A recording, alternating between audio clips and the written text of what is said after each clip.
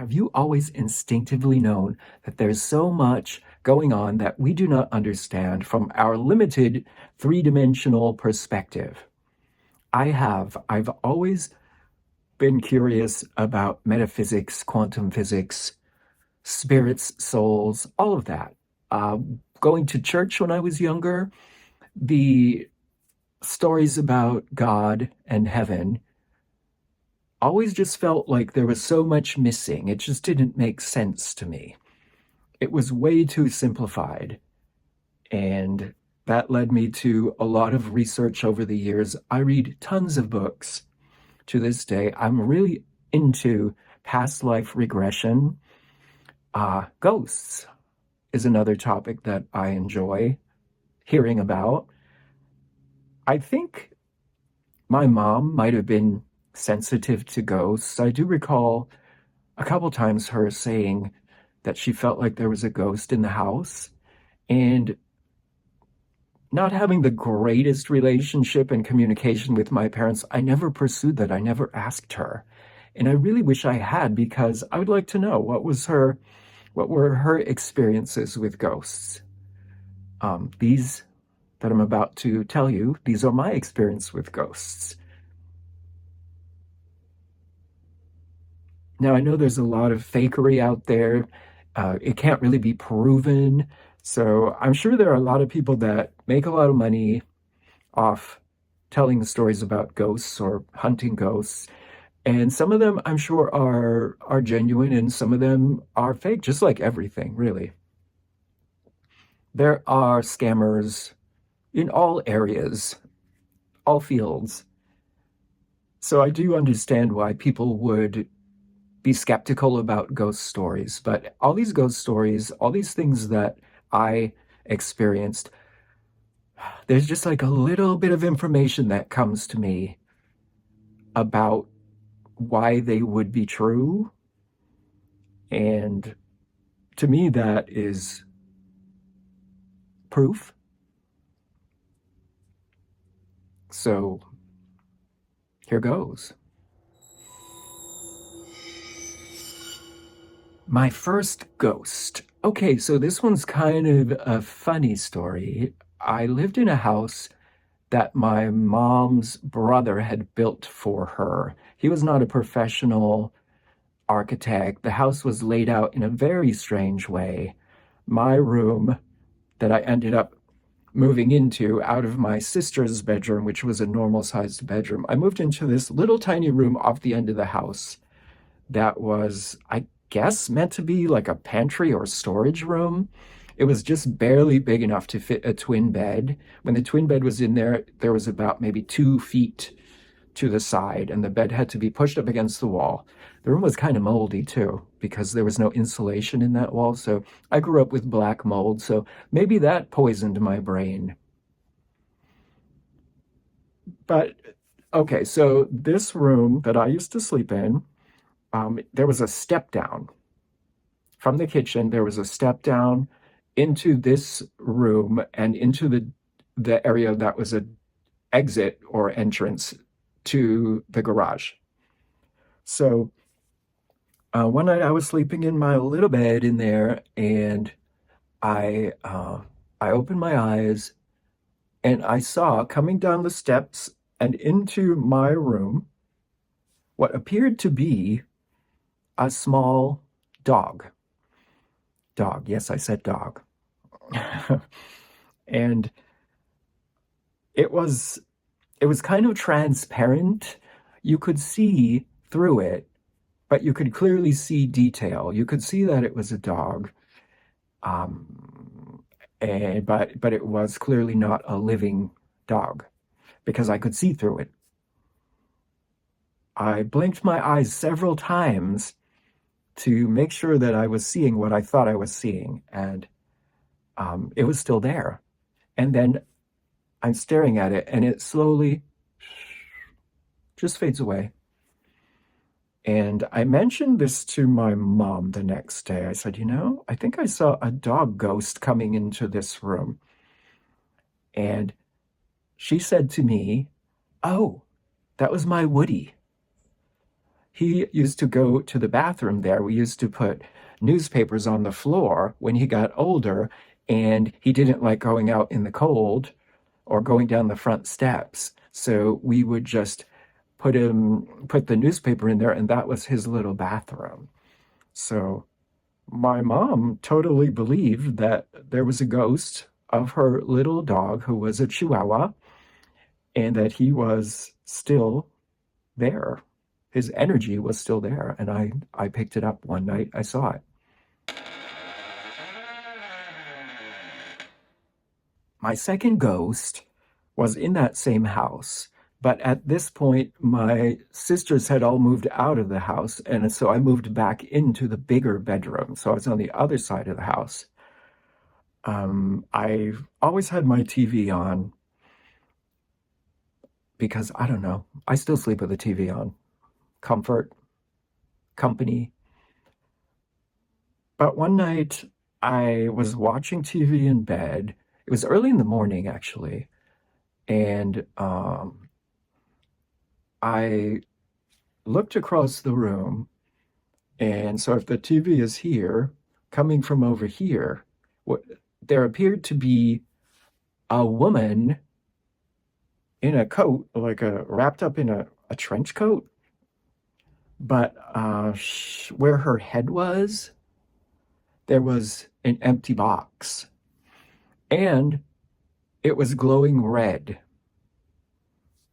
It was glowing red from before it got in front of the TV, and then it went sort of past the TV and was coming toward me in my bed. And that one was a little bit scary, this particular ghost or energy. And just as the dog ghost had disappeared, this woman with a box for a head, an empty box, disappeared as well. And the next morning, I found out that my aunt, who had lived across the street from the house that I was in, that I grew up in, had passed away during the night. And she had had Alzheimer's. So I don't know if the empty box represents her memories and everything that had left her before she passed away when she was suffering from Alzheimer's. I did some research, and apparently there was some research I saw somewhere that a spirit will glow red when it's crossing over.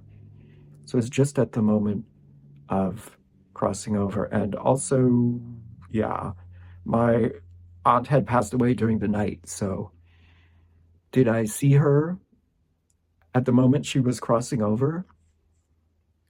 It was scary because it was coming right toward me, but then it stopped and it just vanished.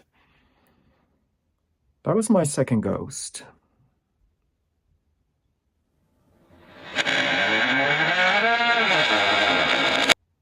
Several years later, my third ghost was in LA. I had moved to LA. I was staying in an apartment with a guy I had met. Um, he was a friend. I wasn't interested in him as a boyfriend, but I think he was into me. And so I kind of used him. So, but that's beside the point. I kind of used him for a cheap rent. But I stayed in his bedroom. It was a two-bedroom apartment. There was another roommate in the other side, and I stayed in his side of the room of the apartment in his bedroom. And there was just one bed. It was a queen size or king size bed. I don't know, honestly. I think it was a queen size bed.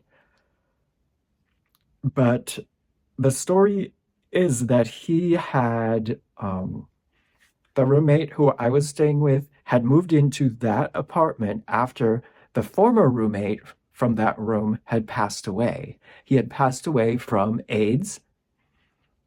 And after that, the other roommate needed, help paying the rent. So he listed the room, and my friend had rented that room. And years later, I moved in with him. So, okay, so I'm in this bedroom that used to belong to this guy who had passed away. And I had never seen him, never seen pictures of him, but he had left some of his stuff. And at the time, I was trying to learn to type, and he had left a typewriter. His name was Jack, by the way. Jack, the former roommate who had passed away of AIDS, had left some of his stuff, and one thing was a typewriter. And I used to use it during the day when everyone else was at work because I was trying to learn to type so I could go work temp in some office or something. Um, so I would use his typewriter every day and I would talk to him. I would talk to Jack, who was deceased, and I would say, "Thank you, Jack. Thanks for letting me use your typewriter. I appreciate it." And I would have like little conversations with Jack, not seeing him or anything, but just talking to him, uh, just assuming that his energy was somewhere that he could hear me. And I don't know, maybe I was a little weird, but I was lonely and bored. So one night, I'm sleeping in bed, and I had to sleep in bed with my friend because there was only one bed in the room. And so my friend is sleeping on his side of the bed, and I'm sleeping on my side of the bed. And I woke up one night and I looked, and sitting on the bed, right where my friend was sleeping, it was like as if my friend wasn't even there, was what appeared to be a ghost or a spirit. It was the same, clear, transparent, um, and I could clearly see his face, his hair, and he kind of just looked like this. And it's almost like he looked through me. And yeah, so then, after a couple seconds or so, blinking my eyes, yes, I see him. And then, oh, okay, there he goes, gone. So, of course, I told the roommates. So I told the other roommate who had lived with Jack, and I described Jack, and I said, okay, well, he was kind of short. He had dark hair. He had, kind of nice pointy features, slim face, a little mustache, but no beard. And his hair was kind of parted in the middle and feathery, kind of like, 80s style. And the roommate said to me, "Oh, well, yeah, kind of sounds like Jack, but he parted his hair on the side."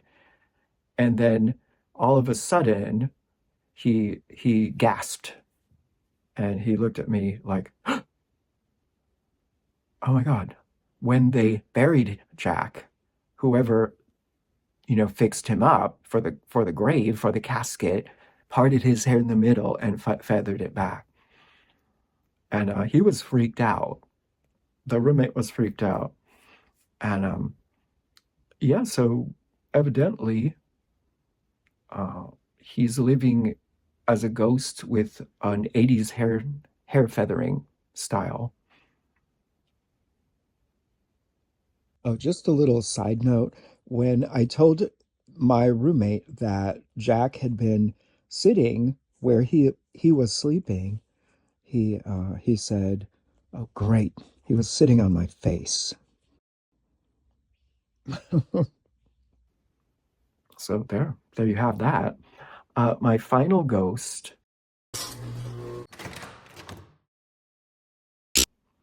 and I will tell you a little bit about my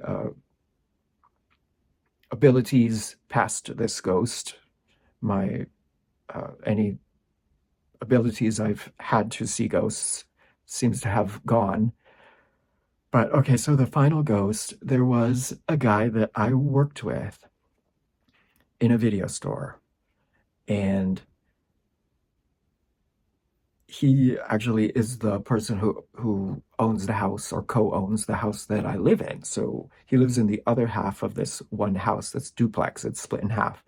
So one night I'm sleeping in my half, and he and his husband and I didn't know, I just they were over there. I'm sleeping. I wake up. I look, I see a man ghost, see through, kind of stocky, wearing a rugby shirt with stripes, but I couldn't see color really, but I could see, the definition. So, um, like this, standing and looking east out the window. And the thing was, there was a lamp.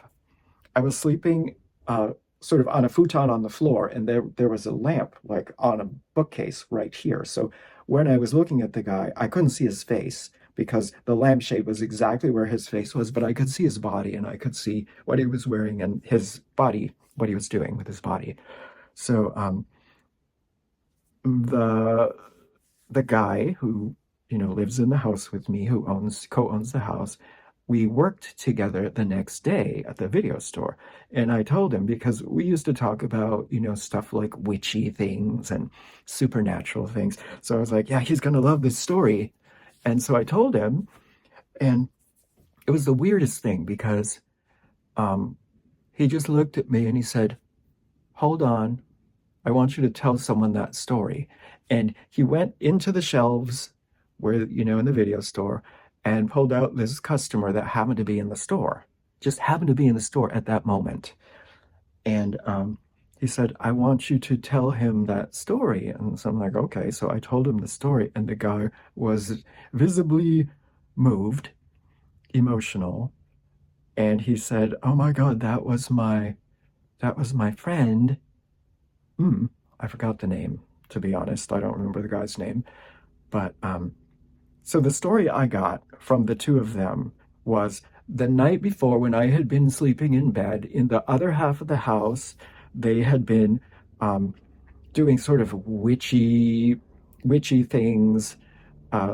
My house owner was very much into sort of witchcraft at that time. And so he said they had been, that night when I had seen this ghost, they had been trying to contact this person because the friend of this person had argued and fought with this person, and then the person had died, and the friend felt guilty that he had never apologized. He died, they were on bad terms, and so he just wanted him to know that he was sorry. And so he was trying to reach out after death and let this guy know that he was sorry about what they had argued about or whatever. I never got the details of that. But so that was crazy. That was probably the craziest one of all of my sightings. And I mean, I completely believe all of these sightings. I believe that there were energies, whether or not they are technically ghosts.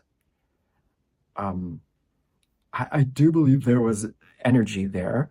Energy on the other side had been called by my focusing on them, or by not my, in that case, they were focusing on the energy, and it ended up in my my half of the house.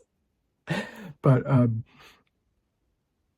another thing he said was that, oh, he's looking east, and I said, yeah, he was looking out the window east, and he said, oh yeah, well, he died in New York, so that's east from LA. So I don't know if that has something to do with it as well, but he seemed to think that was kind of a cool little detail. But yeah, these energies, they still exist. Time works differently in the other realms, in the other dimensions. Everything, the movie Everything Everywhere All at Once, everything's happening at the same time. So for some brief moment on my three-dimensional timeline, the energies of these spirits were there, and I was able to see them. I do think that my mom had a little bit of sensitivity to ghosts. As I said, she had mentioned that she felt like our house was haunted, and I wish I had pursued that and asked her, but we didn't talk much, even though we lived in the same house. But unfortunately, I have not seen anything ghostly or otherworldly. I have not seen anything for about maybe 20 years. Uh, I do I do kind of wish that I could, because I think that would be really cool. And I would love to come on here and tell you that I see ghosts uh, regularly, but I don't. I haven't for about 20 years, but I used to. And I'm not sure what's different, but I would like to get back to that. I'd really like to get back to being able to sense these things that are probably happening all around us all the time that we just don't see, we don't sense. But yeah, I'm going to focus on that. I'm going to work on that. I'm going to work on becoming more sensitive to all that stuff because it's cool and I'm interested in it. And that's it. Happy Halloween. True ghost stories. And one thing I really want to impress upon you is that none of these ghosts, first of all, it didn't feel like they even knew I was there. It's like they were existing in the space, but in another time or something in a different dimension of this space. So they never felt scary. It was never like a poltergeist doing, mischievous things, moving things. I've never seen objects move. Um, I feel like they were not scary. And believe me, I'm scared of a lot of stuff. And if I was not scared of these spirits or ghosts, they were not scary because I get scared easily. So if you're curious about ghosts, um, yeah, I've never encountered a malevolent spirit, an evil spirit, a ghost that was scary or trying to scare me, or even really knew that I was there. It didn't seem like we were just two different dimensions coming together for a brief moment. Yeah. So, and again, happy Halloween.